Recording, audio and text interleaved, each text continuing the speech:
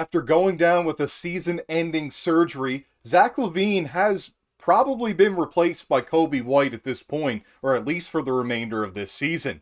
We're going to discuss a trade that does work this offseason, where it involves another team that could also use to offload a player they don't want. We're also going to break down a Lonzo Ball injury update that's actually positive for once, as he looks to start next season off very strong.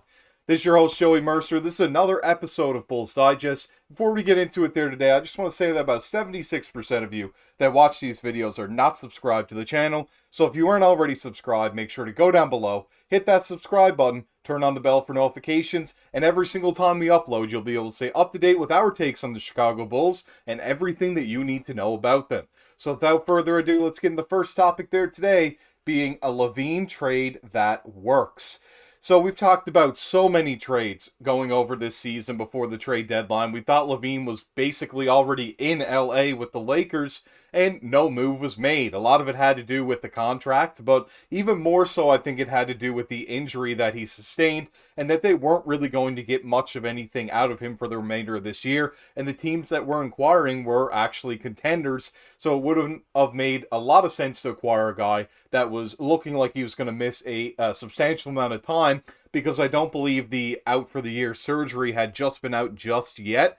But even if it was, I mean, it didn't seem like a team was going to want to take him on if he wasn't going to be ready as soon as after the trade deadline happened, and ultimately no deal happened. This one right here, though, starts out by saying, here's a trade idea that could allow the Chicago Bulls to offload Zach LaVine this off season.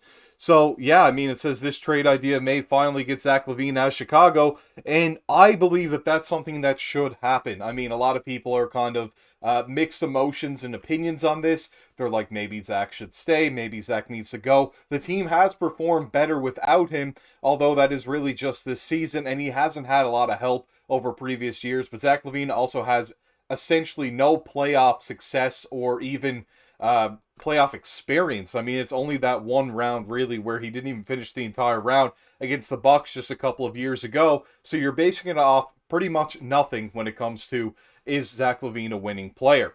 The next thing that we saw in this was the Chicago Bulls tried to trade all-star guard Zach LaVine all season long, but to no avail until he was ruled out for the rest of the season before the trade deadline due to a foot injury.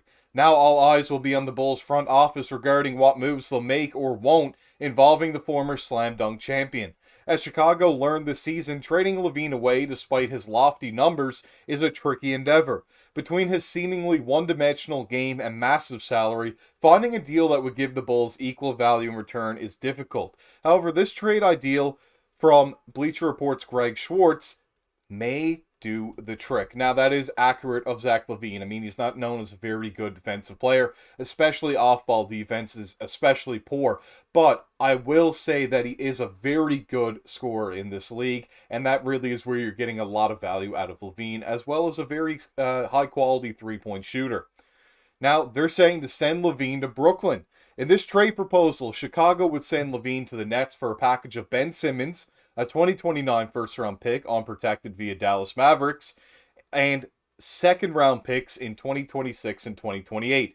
According to Schwartz, Brooklyn could be an ideal new home for LaVine, as that team is in dire need of a legitimate scoring threat. Brooklyn is the perfect destination for LaVine, a franchise in need of some scoring punch and with no incentive to tank, with its next 4 drafts controlled by the Houston Rockets. Now, this obviously would be having them send another draft pick in 2029 via the Dallas Mavericks over to the Chicago Bulls. For the Bulls, I do think that this deal works ultimately. I mean, what you're taking on, essentially, as we just saw there, Ben Simmons, not exactly what you'd want to get in return. However, you know, if he were to be bought out or something could work around a deal for that, but both salaries are both very large salaries. You're just not getting Simmons to play. I'm not in love with it in that way. This would only be solid if we were looking to tank, as I wouldn't expect Ben Simmons to even play. LaVine going to the Nets, yeah, they get a bit of a logjam there at that position, but Burgess doesn't look like the guy that's going to consistently put up buckets for them. I'm not sure if this trade actually works for either team, unless the Bulls are looking to tank and the Nets are looking to go in a different direction. Assuming LaVine makes a full recovery from foot surgery and gets back to his all-star level of play, the 28-year-old could serve as the primary scorer and playmaker for a Nets team that already features a lot of defensive talent.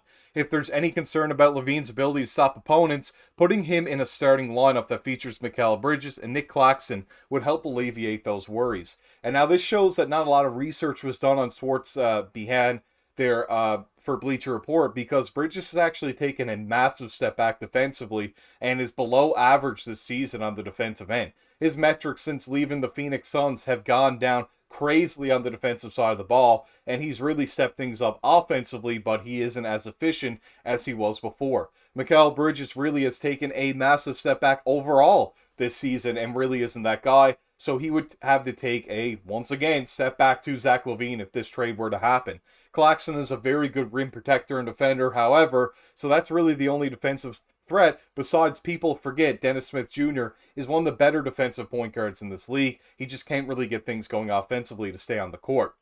Next thing we saw on this is a cost-cutting move for the Bulls. This move also benefits the Bulls as it rids them of LaVine's humongous salary while also refilling their depleted cache of draft assets. Simmons will be on an expiring $40.3 million contract next year, while LaVine will still be owed $138.9 million over the next 3 seasons. This means an extra $46 million of cap space in the summer of 2025, when players like Donovan Mitchell, Jimmy Butler, Brandon Ingram, Jalen Brunson, Derek White, and others can be unrestricted free agents, Swartz continued. Now, I do want to point out with that, though, that Zach LaVine is owed a lot of money still, I do understand, but with Ben Simmons, that would mean that the team would not be willing to add somebody that is going to compete right away next season, or are really hoping and wishing upon a star, so to speak, that Ben Simmons would actually play a substantial amount of time next season. I don't think the front office is going to do that unless there's some changes in the front office, which I also don't see, because they want to stay competitive and contend, and that's not going to happen with Ben Simmons on the team. Bleacher Report tweeted this out, saying Ben Simmons' agent Bernie Lee takes blame for his long-term back injury after pushing for non-surgical options, which has delayed Simmons' recovery and his ability to stay on the floor, per Ian Begley. Just get the surgery.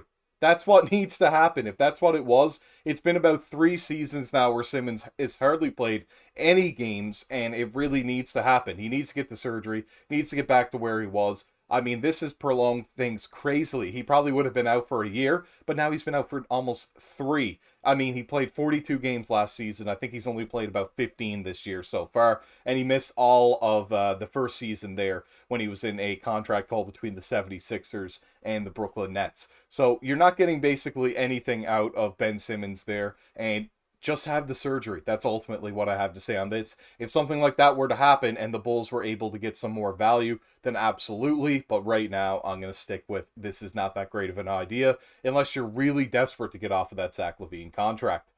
The next topic there today is positive Lonzo Ball news. Now, we haven't received too much on the positive end for Lonzo, and it seemed like Billy Donovan was kind of left in the dark, saying that Lonzo hadn't even sprinted yet, but new news has come out, and it seems pretty good for Lonzo Ball, and the Bulls seem to be a lot happier with their former defensive star point guard, Lonzo Ball. We could see here that it says Lonzo Ball injury update, Bulls guard cleared for advanced activities per report. Ball has been out since the beginning of 2022, and this one's by Sam Quinn at CBS Sports. Lonzo Ball has not played in an NBA game since January 2022. By all indications, his progress is recovering from the left knee injuries that have held him out has been minimal. A December report indicated that he would start running in January, but running and playing are two very different things. Fortunately, Ball appears to have not taken another step in the right, or appears to have taken, another step in the right direction. According to Joe Cowley of NBC Sports Chicago, Ball has been cleared for advanced activities in his rehab. On Saturday, Bulls coach Billy Donovan said that Ball has begun running, jumping, and cutting. So far, the Bulls seem happy with what they've seen out of Ball as he has progressed. Some of the workouts have been really, really positive, and he has progressed, Donovan said. He has responded well. Some of the things that medical guys have shown me is he looks good moving. I'm just really happy for him personally for his progress. he has worked hard to put himself in this position, and hopefully he can continue to progress. And hopefully we can see Lonzo Ball back on the court at the start of next season. It's been nothing but bad news since he went down in January of 2022, and this is the first bit of really positive and optimistic news that I've received on Lonzo Ball, and I really do hope that he gets back to the court sooner rather than later. I'm sure he wants that as well. Ball played some of the best basketball of his career for Chicago before getting hurt. He shot a career best 42% on three-pointers in his debut campaign for Chicago, while playing elite defense for a Bulls team that held the number 1 seed of the Eastern Conference for much of the 2021-22 season. Sadly, he has undergone 3 knee procedures since then, and the Bulls made the 2022 playoffs without Ball, but lost in the first round. They were eliminated in the play-in tournament last season and are currently seeded number 9 in the Eastern Conference. Currently, the Bulls are in a somewhat transitional stage. They tried to trade Zach LaVine this season, but injuries made doing so impossible. DeMar DeRozan is on an expiring contract. If Ball does return next season, he may be coming back to a very different sort of team. And that's something to take into account as well. Is he going to slot in right away? Is he going to have to work for more minutes? Or when he comes back healthier, the Bulls going to look to move him? Those are all questions that are absolutely up in the air, but glad to see that he's on the right track to success for sure. But after missing more than 2 years, the goal for Ball will be to simply prove that he can physically stay on the floor. He still has a ways to go on that front. He has not yet been cleared for contact for 5-on-5, so nothing is imminent. But at points during his rehab, it seemed as though Ball might never play another NBA game. For now, at least, he appears to be trending in the right direction. And that's great news that we hear on Lonzo Ball there today, and I'm glad that I could report that to you here on Bulls Digest.